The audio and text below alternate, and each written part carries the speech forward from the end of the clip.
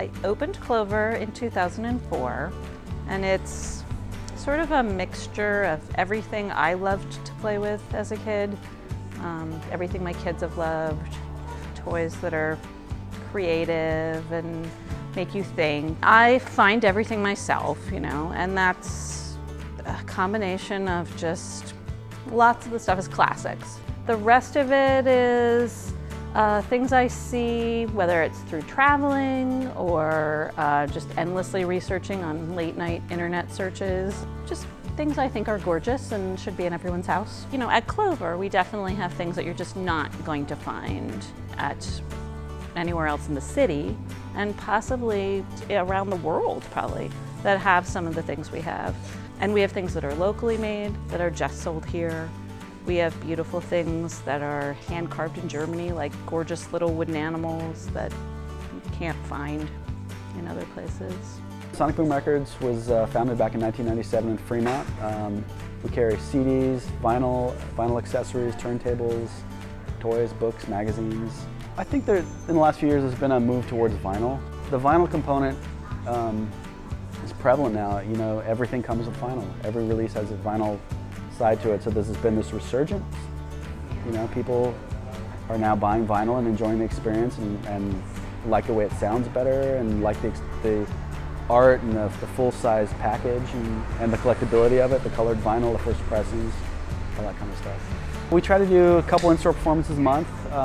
We have a stage, which is actually right behind me, that we drop down and set up, and we've had lots of great in-stores here, from Superchunk to MIA to Stephen Malcolmus, Pedro the Lion, Death Cab. We're not as big as some of the other stores, but we're very compact and we're very organized. We take a lot of time to make sure that we filter through all the stuff that comes in and make sure that the best stuff for our customers is out there.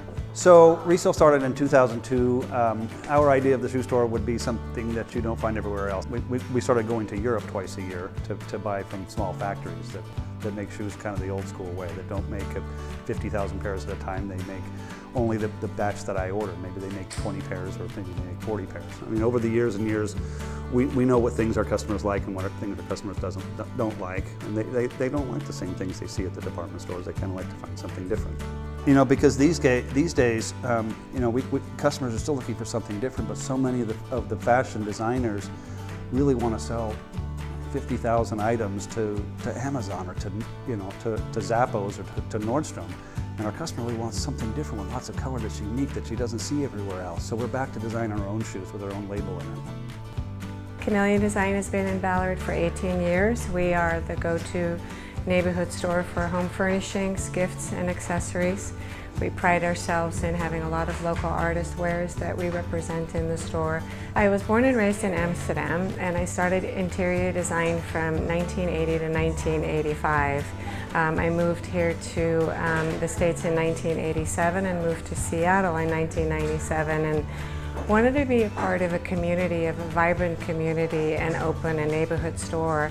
I've always had a love of being with people and being part of a community, and opening a retail store that can be a gathering place for people to come in, meet, mingle, shop local, and support. I like to look at a product that is well designed, that is made with a conscience. I look at a lot of environmentally safe product, repurposed materials.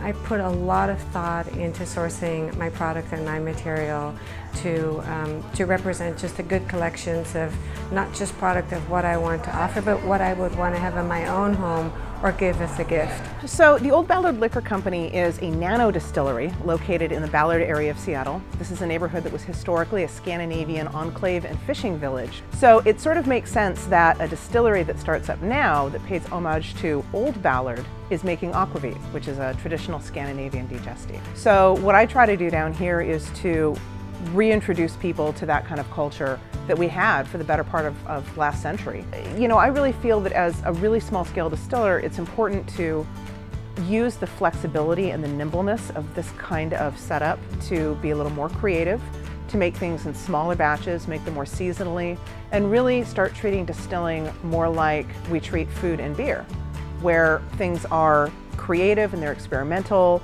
Maybe you get really seasonal fruit brandies or really seasonal aquavits and they change all the time.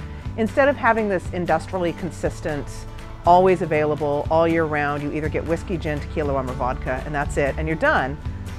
This is a lot more interesting, I think, and gives consumers a chance to try something that they wouldn't necessarily be exposed to otherwise. Ballard is very small business oriented, very mom and pop stores, lots of retail during the day, at night lots of bars and restaurants. It's like a small town in the middle of Seattle. It's sort of its own charming little village. It's complete. There are fantastic restaurants, there's a movie theater, there are places to see live music, there are all these neat little independent stores. It's got a very fierce independent streak. We don't have the resources that a big mall or a big corporate superstore would want to have. We have small streets, we have small storefronts, and we have independently minded people that want something different. There's a lot of very boutique-y shops, a lot of really nice restaurants, really high quality, good celebrity chefs opening up places over here. This is a hot neighborhood. Fun, lively, active, beautiful, great music, amazing restaurants. We have an amazing farmers market on Sundays year-round now, from 10 till 3. That is the best farmers market in Seattle. I think what I love the most is that it is so accessible to downtown Seattle, as well to all the other neighborhoods that make the city of Seattle such a great place to live.